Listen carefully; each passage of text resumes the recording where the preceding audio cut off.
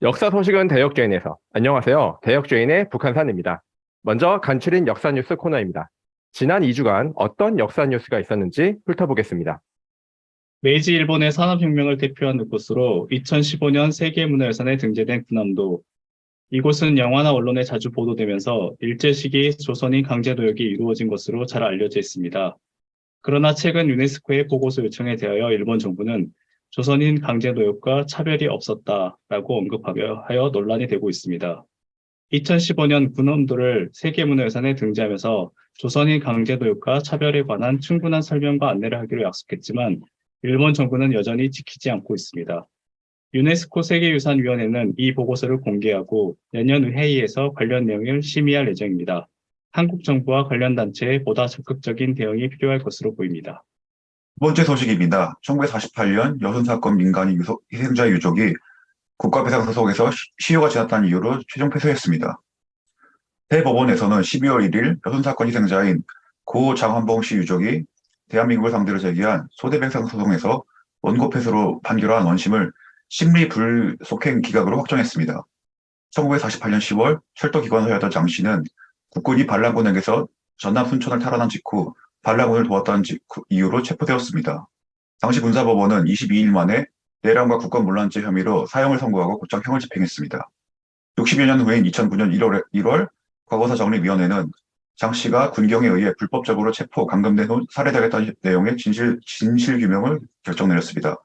그로부터 다시 11년 후인 2020년 7월 유족은 국가의 불법 행위로 장 씨가 사망했으므로 장 씨가 살아있었다면 얻을 수 있었을 소득인 일실 수입만큼의 손해와 정신적 피해를 배상을 하는 소송을 냈습니다. 그러나 1심과 2심은 유족이 시효를 넘겨 소송을 제기했다며 청구를 모두 기각했습니다. 재판부는 또한 유족이 청구한 정신적 위자료에 대해서는 이미 국가로부터 배상을 받았다는 이유로 각하했습니다. 세 번째 소식 내방가사 삼국유사 유네스코 아태기록유산 등재 소식입니다.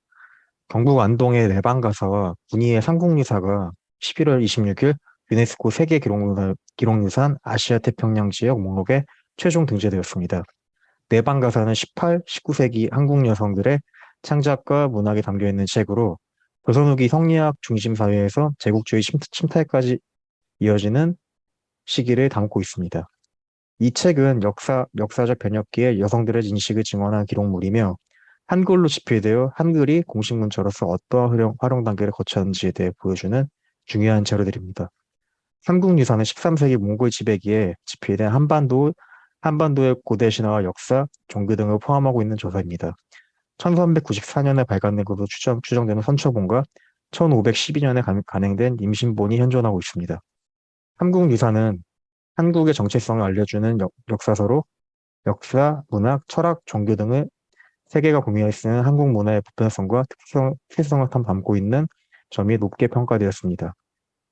한편 해당 기록을 소장하고 있는 한국국학진흥원은 내방가사가 등재되면서 유네스코 세계기록문화유산의 5종을 소장한 기관이 되었으며 삼국유사 역시 한국국학진흥원이 등재를 대행함으로써 세계기록유산 중심기관으로 자리매김하였습니다.